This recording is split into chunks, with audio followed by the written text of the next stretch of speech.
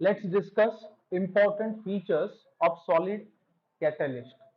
अब बात यह है कि हेटेरोजेनियस कैटालिसिस में नॉर्मली जो कैटलिस्ट हम लोग यूज करते हैं वो सॉलिड्स होते हैं।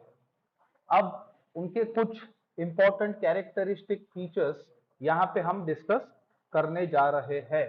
तो सबसे पहले हम बात करेंगे एक्टिविटी ऑफ कैटलिस्ट की।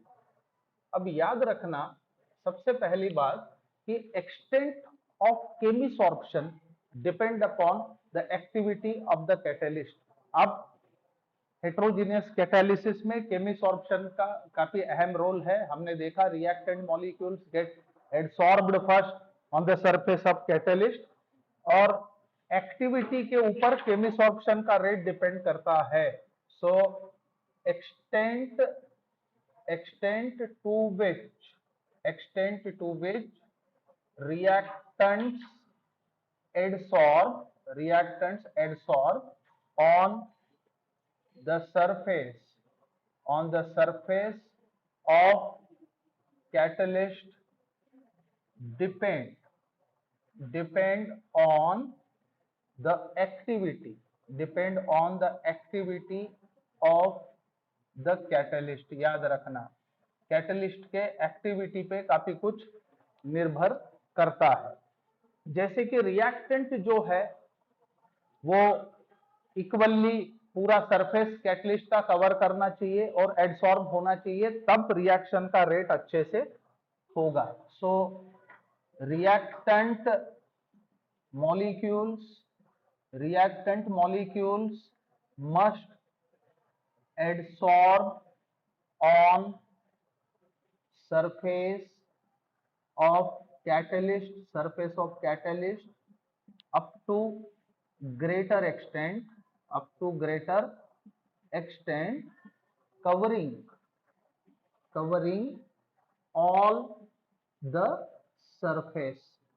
पूरा सरफेस कवर हो जाना चाहिए, यानी बड़े जोरों शोरों से एडसॉर्प्शन डिमांडेड है। तो अब इसमें हम एग्जाम्पल के तौर पे बता सकते हैं। फॉर एग्जाम्पल इन हाइड्रोजीनेशन, अब देखिए जो पीरियोडिक टेबल में ग्रुप्स है, total we are having 18 vertical columns, we know very well. So catalytic activity जो है, catalytic activity increases from group 5 to 11 metals। याद रखना, लेकिन इनमें भी एक चीज पाया गया है कि ग्रुप 7 to 9 जो एलिमेंट्स है उनके लिए मैक्सिमम एक्टिविटी दिखाई गई है। So from elements of group 7 to 9 activity is maximum। इनकी एक्टिविटी सबसे ज्यादा होती है। सो इसमें हम लोग देख सकते हैं जैसे कि H2 gas plus O2 gas, ये प्लेटिनम के प्रेजेंस में अगर कंबाइन होते हैं leading to the formation of H2O liquid, it is one of the finest example। इसके बाद दूसरा इंपॉर्टेंट फीचर हम देखेंगे सिलेक्टिविटी ऑफ कैटलिस्ट, यानी कैटलिस्ट किस प्रकार से सिलेक्टिव होता है। एक चीज हमेशा याद रखना, भले रिएक्टेंट्स सेम हो, लेकिन अगर हम डिफरेंट कैटलिस्ट यूज करते हैं तो हमें प्रोडक्ट डिफरेंट मिलता है। इससे ये चीज पता चलती है कि कैटलिस्ट इज हाईली सिलेक्टिव। सो याद रखना कैटलिस्ट इज हाईली सिलेक्टिव। अब इसमें एग्जाम्पल के तौर पे बताया जा सकता है। For example starting with carbon monoxide gas and hydrogen gas, अगर हम इस बार कैटलिस्ट को यूज करते हैं, कौन सा, for example Cu ZnO in Cr2O3, तो हम लोगों का प्रोडक्ट होगा मिथिल अल्कोहल। लेकिन यूजिंग सेम, अगर हम कॉपर को यूज करते हैं, जैसे कि कार्बन मोनोऑक्साइड गैस और हाइड्रोजन गैस, इनको हम कॉपर पाउडर के प्रेजेंस में अलाउ करते हैं रिएक्ट होने के लिए, तो वी वुड हैव फॉर्मल्डिहाइड। यानी इससे हमें क्या समझ में आया, रिएक्टेंट दोनों केसेस में सेम है, लेकिन कैटेलिस्ट को बदल देने से हमें प्रोडक्ट अलग अलग मिला है। इससे सिलेक्टिविटी का पता चलता है। उसके बाद next specificity. Specificity,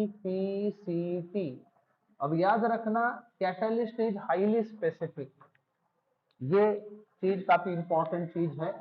so catalyst is highly specific, यानी स्पेसिफिक रिएक्शन में आपको स्पेसिफिक कैटलिस्ट का ही इस्तेमाल करना होगा। ऐसा नहीं हो सकता कि एक कैटलिस्ट सभी रिएक्शन को कैटालाइज करे। So one catalyst cannot catalyze all reactions।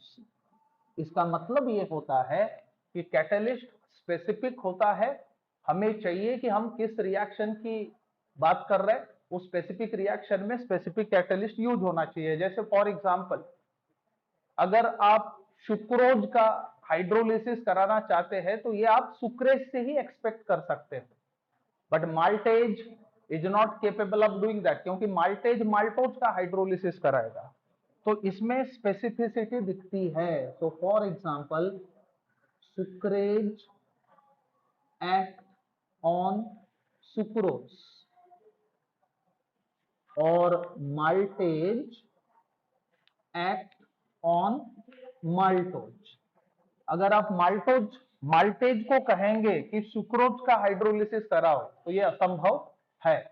So it was all about the important features of solid catalyst.